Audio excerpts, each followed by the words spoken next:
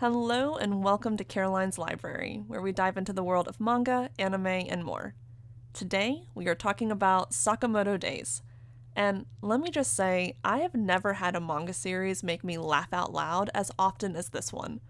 Just thinking about some of the absurd scenes and interactions makes me giggle days later. So let's get started with a quick story setup. Meet Taro Sakamoto, a revered and feared hitman known for being the best of the best. That is, until he unexpectedly falls in love, retires from the hitman business, gets married, has a baby, and now looks like this.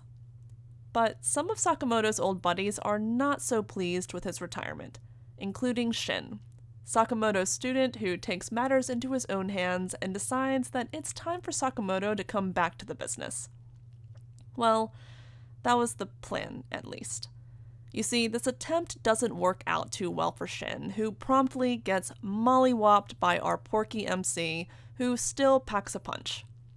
But Sakamoto still cares for his old student, and after saving him from a near-death experience, things escalate quickly as Shin becomes the newest employee of Sakamoto's convenience store.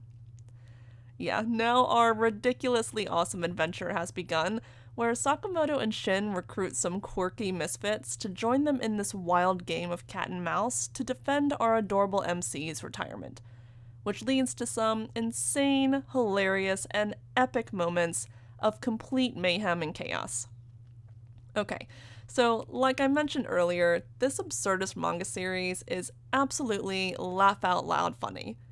From character interactions to chaotic fights, this story is a complete joyride through and through. We've got life or death card games, cough drop attacks, a jacuzzi ambush, dino disguises, and that's just in the first few volumes. This story only gets more ridiculous as we meet additional characters. Each one adds their own flavor of insanity to this unpredictable adventure. We've got the impulsive and superstitious Osuragi, our carefree and playful Nagumo, and this old man, who really hates flies.